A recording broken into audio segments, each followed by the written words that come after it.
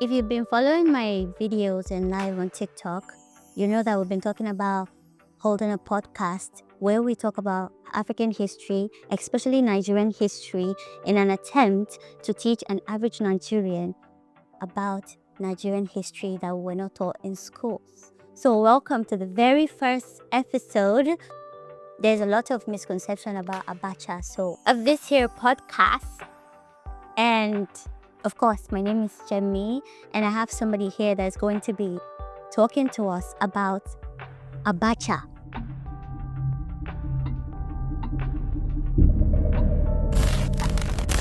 What's actually the real story? What do we know? So I'll let him introduce himself.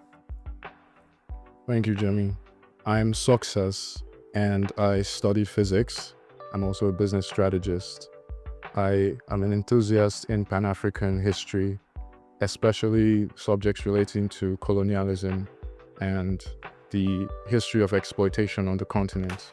Let's start from the basics, because I feel like anytime people talk about Abacha, it's usually the coups and how he was, Yes. So how was he? Do you know anything about how he grew up? Like a biography, let's say. Okay, let's go back to the very beginning. He was born in 1943, which is 17 years before Nigeria's independence. Yeah, so he grew up to witness Nigeria's struggle under colonial influence and also the struggle for independence. About 2 years after he graduated from secondary school, he joined the army. And my thinking is that at the time, the military leaders of that time saw an opportunity to protect their newly sovereign nation. And so it's also an opportunity to gain influence and contribute to the building of this newly independent nation. As at the time Abacha got into power, would you say there was already like problem in Nigeria, or did he step in and create a new type of chaos? Well, this is the point where many people make the mistake of oversimplification. If we were to look at the times where he stepped into power, just before him was the interim national government that was being headed by Chief Ernest Shonekon. And before he came into power, it was Babangida that was the head of state at the time. But Nigeria was under very heavy sanctions from international bodies and organizations. They were struggling to repay debts from the London and Paris clubs. And the conditions for them repaying those loans or having the time extended was to agree to World Bank IMF policies, which they held a public debate on at the time, and Nigerians largely disagreed. So, after Babangida introduced the SAP and the economy plummeted, there was unrest. The interim national government had to be appointed and take over from him. And he, in order to make a transition into a democratic government, but they weren't doing very well, it was the interim national government that Abacha took over from. So he basically stepped into a country that was having leadership or administrative problems. The government was indecisive on what direction that the country should take, following economic policies and so on. There was so much division. So that was the situation that he stepped into. Okay, he stepped into chaos, basically. Apparently. Okay, so let's get to the main issue. What do you know about the nuclear program that he was creating or building in Kaduna that led to his assassination? Well, I can say that as a former Secretary of Defense and also Minister of Defense, he understood the implications of the country not being able to protect its sovereignty. And so, observing world history, the nations that have been either left by themselves by the imperial powers are usually nations that already have their nuclear arsenal. For example, after World War I, nobody tried to invade Russia. After World War II, where US dropped the atomic bomb on Hiroshima and Nagasaki, everybody, there was an arms race, and everybody that could had to get nuclear weapons. And so I'm sure that being someone who was also exposed internationally during his early military days, he had several trainings that he went to do in the UK and in the US, which also led to some of his promotions. But I'm sure he knew that on the geopolitical scale of things, the only way to secure your nation's sovereignty was to get a nuclear program going as fast as possible. So, and knowing what US imperial policy was at the time with the 1974 NSSM 200 Henry Kissinger report, he must have known that the time was ticking for his government. If he didn't do something fast, they were going to probably try to remove him. And a sovereign nation having its leader removed by an imperial power is an act of war, no matter who the aggressor is. So there was no safeguard at that time. It was a huge risk he was taking. And he knew about. Oh, he knew what he was getting himself into, I'm certain. So let's go back, because I feel like this question is supposed to be forward. So back to the entire Abacha loot that we keep hearing about, that they keep recovering Abacha loot. Did he actually steal those money, or that money? I don't know. Did he actually steal the money for himself? Or based on the little knowledge I have on the topic, it was a strategy, but I don't have like full information. So can you like enlighten us on that? Did he steal Nigeria's money? In very simple terms, absolutely not. Nigeria was already under very heavy sanctions, like I said. After seeing that, the entire country was suffering basically from not being able to spend money freely on the international market, the sanctions wouldn't permit other countries to trade with Nigeria. So we weren't receiving direct foreign exchange, and weren't also able to trade and import things. So both exports and imports were blocked. Everything had to be done via the black market.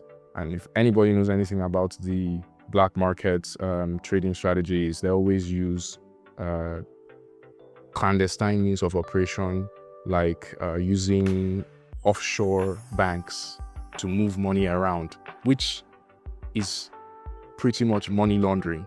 But for a whole nation to have to adopt that strategy, it was just because of how much It was survival. it was a survival strategy. So he had to move Nigeria's money into private names in order to be able to trade on behalf of Nigeria. Otherwise, Nigeria would be blacklisted by these same foreign institutions that were holding the money. And in fact, when the economic sanctions kicked in, he had to hurry to move Nigeria's money out of those institutions, because there was also the risk of freezing the accounts and holding Nigeria's money hostage, which would also not be the first time that the US or the imperial powers have done something like that to countries that they are at war with or sanctioning. Yes. Wow, at war is a strong word. Just like people that they want to siphon from. Well, If you try to fight back, if really look at it, imperialism is war. It's a one-sided type of war, because all it aims to do is exploit weaker people. They can't really fight back. So it's like bullying, but it really is the very structure of the systems that imperialism uses to oppress any people can be seen as an act of war when you really look at what they do. Off topic. But of course, I digress. No, I want to ask like an off-topic question. That's why I said that. Is it really? Is it supposed to be called war if it's one-sided? Let me put it more like this. You can have an act of war, an act of aggression against a sovereign nation. So there may not be a response because either the nation cannot respond for whatever reason. It may not be a full-scale war, but in the eyes of anyone looking at what is going on with full knowledge of the abuse of sovereignty, you could call it a war. You can have an information war that is being fought on one side, and the people who are victims of the information war don't know that there's an information war going on, like we are experiencing in Nigeria. A lot of people don't know that we are victims, hugely victims of an information war that was launched from even before independence. Yes. So, and that is a whole other story.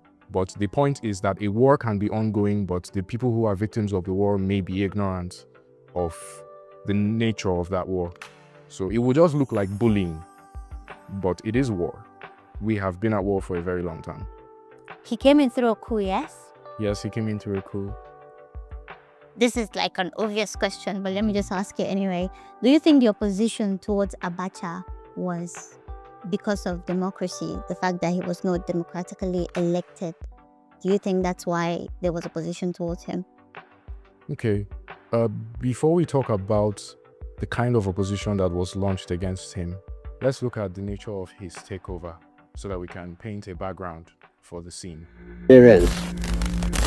Sequel to the resignation of the former head of the interim national government and commander-in-chief of the armed forces, Chief Ernest Shonekan, and my subsequent appointment as head of state and commander-in-chief, I have had extensive consultations within the armed forces hierarchy and other well-meaning Nigerians in a bid to find solutions to the various political, economic, and social problems which have engulfed our beloved country and which have made life most difficult to the ordinary citizens of this nation.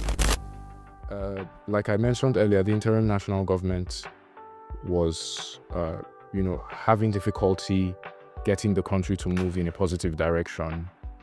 There wasn't any visible changes to economic policies, and there was unrest that was growing because of that instability.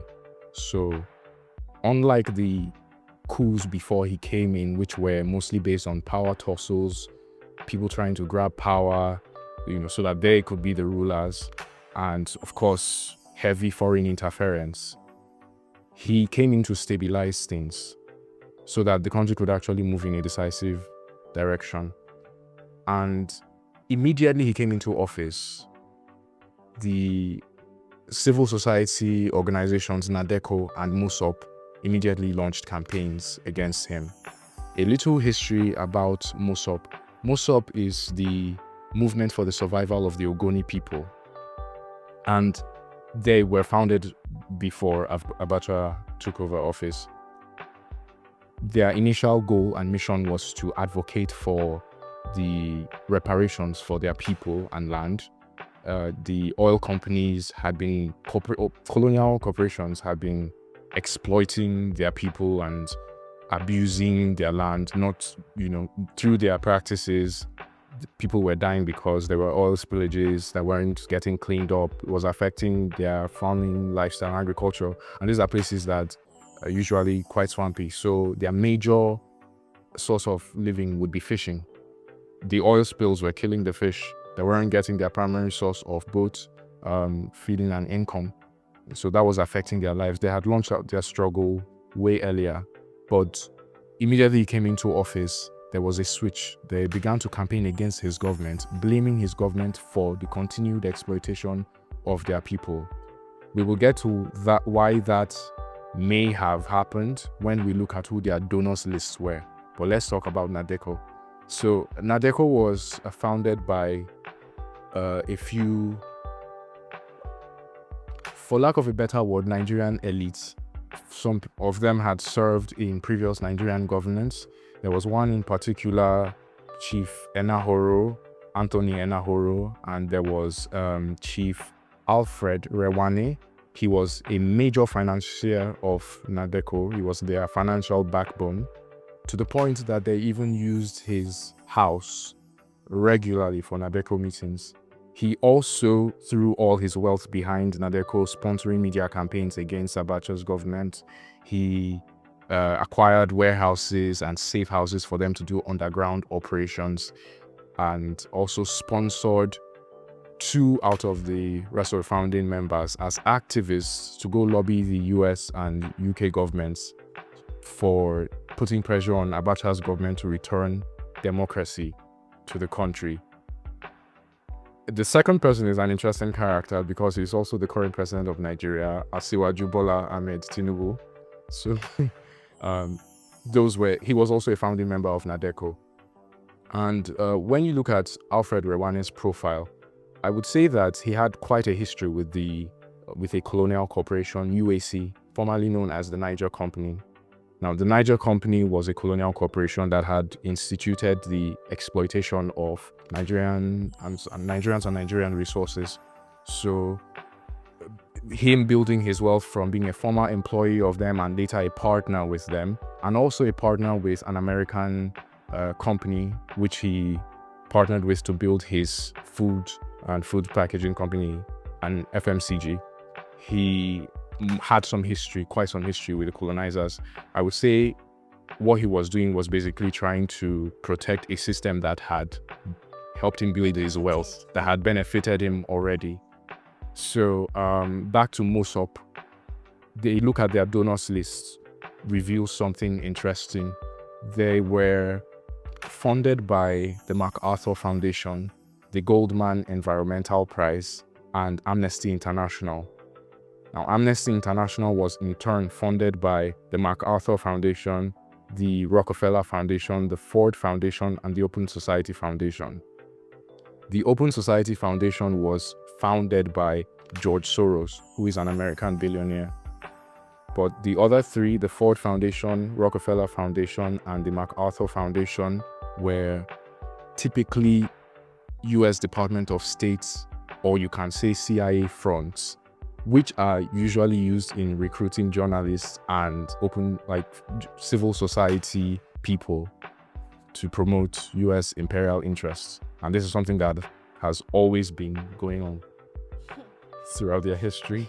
There's a lot of information. Do we want to talk about the current president and his involvement in the destabilization of Abacha's government? Okay, so let's talk about the current Nigerian president and his involvement in the sabotage of Nigeria's, I would say, most promising government.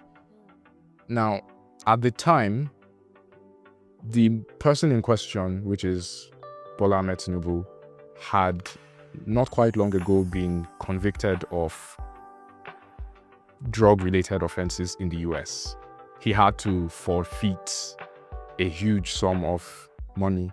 And if you know anything about US justice processes, when there is a forfeiture, it's usually that a deal has been struck. And so instead of going to jail or being imprisoned, or whatever the penalty for dealing in drugs is, he must have been recruited as an asset by the US Department of the State. Now, we can say either the CIA had him as an asset or the US Department of State had him as an asset, but he was working for the US Department and his mission was Nigeria. So he basically returned home to execute whatever his mission was. And it just happened to be at the time when Bill Clinton was president and Abacha just took over office. He appeared on the scene, and the next thing you know, he was starting NADECO with some other the members elite members of Nigerian society. And then, he was also traveling to the US, same US and UK, to lobby the government there to put pressure on Abacha, whatever lobbying means. Yeah. If it doesn't mean consulting with, imperial governments to probably overthrow the current government, who knows what it means? Who knows? Before they come and arrest somebody. Oh, please, also Feel this is a fourth wall break, by the way. Feel free to put allegedly wherever you want and all that. Anyway, I know we're not alive then, but do you have any knowledge of what actually changed in terms of anything, basically, like were things better when Abacha was in power? Okay, we can say confidently, because the records are there, and this is publicly available to anyone who wants to verify the information. Nigeria had, I would describe it as astronomical economic growth during that period. Our foreign reserve grew from 900%. That is from 496 million thereabouts to about 9.6 billion by the unfortunate end of his term. There was also very serious fiscal discipline where there wasn't a lot of money in circulation to control the inflation rate, which forced the inflation rate to drop from about 54 to 57% to thereabouts 9.9%. Wow, that's still. Yeah, it's quite interesting. The other things that he did was also lift some sectoral credit allocations, which was basically mandatory percentages that banks would have to allocate to certain industries to allow them have more funding to work with. But that also deprived other sectors of necessary funding to necessary credit opportunities. So his government lifted that to allow loans to be more accessible to more industries, and that boosted, The economy. that boosted the business economy. Now, because of that fiscal discipline, there was also the effect of not a lot of money being in circulation, which meant not a lot of people who were even government workers were getting paid so much as per their salaries. And, life may have been tough, but you have to remember that Nigeria was still under sanctions, which meant we weren't allowed to import things directly, raising the prices of things in the market. We're also not allowed to export, which meant, there was a lot of risk for manufacturers at the time. So it was just a very unbalanced situation that he did everything in his power to stabilize. Also, I must not forget the Petroleum Trust Fund, which he instituted and General Muhammadu Buhari was appointed to lead, took the excesses from the sale of petroleum or crude, which was being Exploited.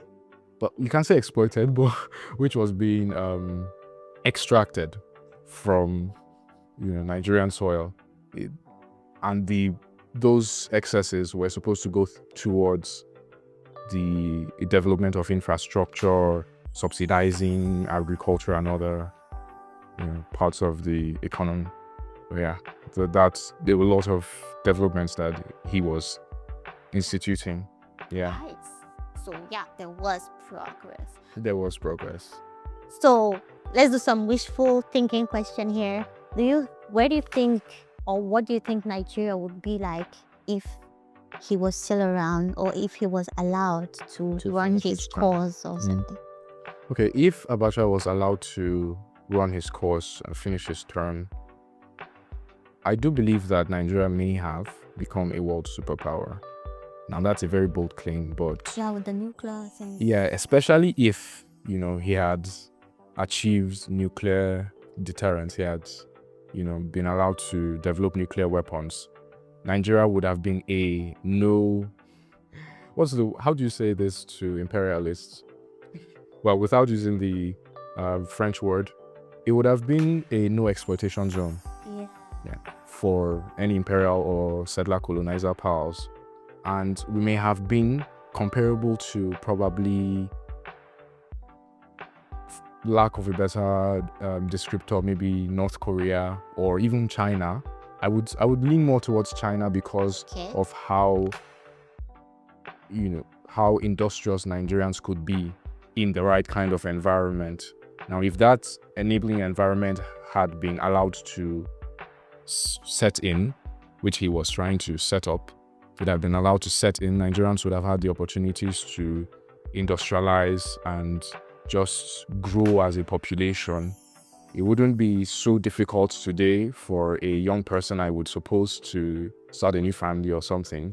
I mean, it's pretty much the same situation that occurred in Libya when Gaddafi was alive. People were given free healthcare, free education, and they were even paid on graduation. And that's the kind of thing that a proper developed nation would be able to provide to its population with all the resources that we had and are still discovering. it would have just been a completely different time for everyone. So as per wishful thinking, we might have been just a very powerful nation and more important on the geopolitical scale, which is, unfortunately not the case today. Wow, we're robbed. We were robbed of, I would say, an amazing future. Just a wonderful, just a wonderful time that never was. Okay, in terms of, we don't want to like put words in or put ideas in anybody's head. We all know, like David said, he said Nigerians collectively, we all know what we are supposed to do. But they're waiting for somebody to say it so that that person will be hung. Then everybody will step back kind of situation. I think the problem or the situation with Nigeria right now is looking for another General Abacha, even though many of them don't want to admit that they are not comfortable with the idea of a benevolent dictator. Although they do openly admit that they would reject any dictator of any kind, but they know that that is the only thing that could possibly work. So they're really just waiting for someone to come up and say, oh, okay, we're taking over. And then, they will leave him to his wits, which is typically what Nigerians do anyway. And, if any propaganda comes, they'll very readily swallow it and then abandon the person. And then when they get killed, they'll say, oh, but we tried. They did not do anything, I promise you. So if we do not solve the problem of Nigerians educating themselves intentionally, there is never going to be any sort of, I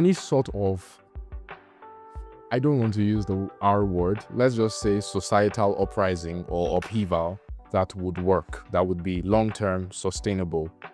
If you look at Iran, for example, now everybody says America made a fatal mistake when they decapitated the Ayatollah Khamenei. And if you really look at it, the real reason that Iran is still standing today is because a lot of their population are educated. So more people who are in government are also geopolitically informed. So you kill one head of department and the person taking over from them is just as ideologically convinced as they are. Right? So the person taking over from them is not going to come and do something different or suddenly sway out of allegiance to their country. So it takes a certain level of education for people to be able to lead a self-sustaining societal uprising. And that is not to say that anyone should do anything, but if you wanted to do anything, the first thing would be to educate yourself. That's the only way any form of thing that you want to do can work. Which is whatever that is. Which is what we're trying to do. Yeah. I feel like what we're like talking about, what we're trying to achieve might not even happen in our generation, because I feel like we're in the information phase right now. So the purpose of anything I do, from posting on TikTok to making this podcast, is to educate the average Nigerian, because our priorities they're not just misplaced, we don't know where they are. Well, that's misplaced, but the lack of information, the illiteracy, the mental slavery, especially amongst Nigerians, is disgusted, for lack of a better word. And that's why, like he said, even if somebody stands up today and initially we're backing the person, the moment anybody pushes any propaganda in our face, we're going to be very quick to ride on that bus.